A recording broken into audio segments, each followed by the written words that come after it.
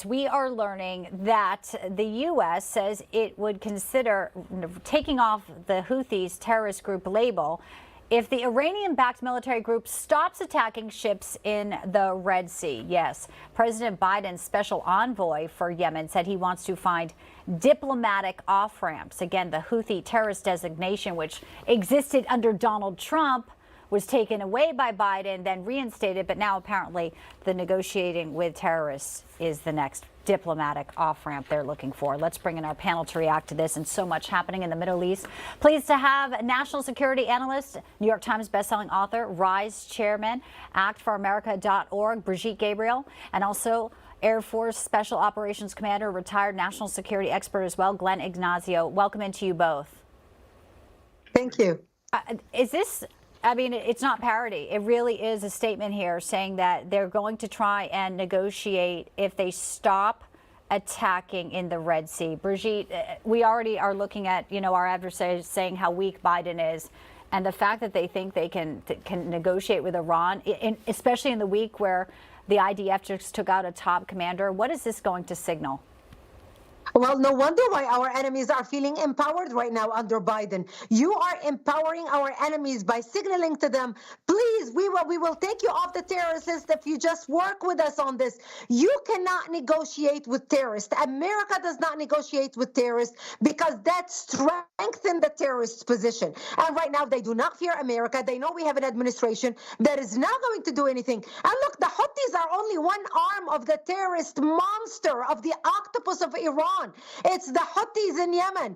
You've got Hezbollah in Lebanon. You've got Hamas in Gaza. You've got in Syria. I mean, if we do this with the Houthis, what else? We're going to stop designating all the others? We need to cut off the head of the snake. Iran. And you're from Lebanon. I know you have extensive knowledge of this, but this is what it is. It's the economic warfare that's going on here. And Glenn, you know it because this is a major shipping route.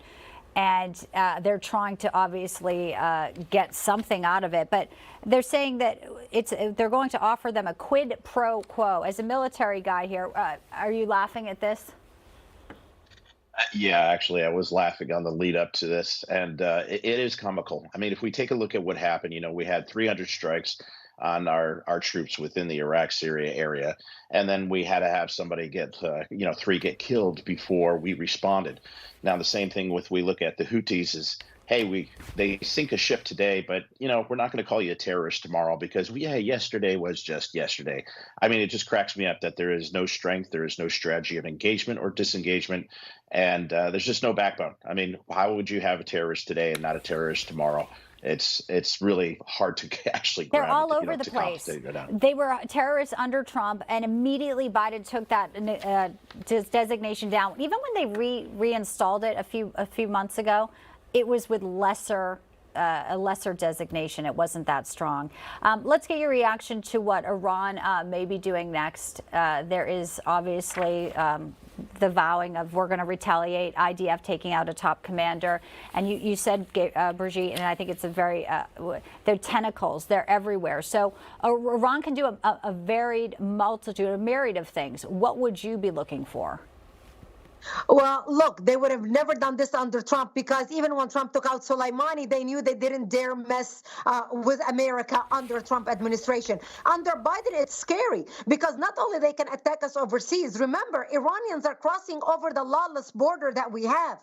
God knows how many Iranian agents we have inside the United States who can carry terrorist attacks inside America. And right now, they are not deterred because they know that Biden is not going to attack. And even if he attacks, it's like playing cat and mouse. It's not really serious attacks. We have attacked empty buildings in Syria. We've had attacked empty warehouses in Iraq. We are not being serious about that, and that's the scary part.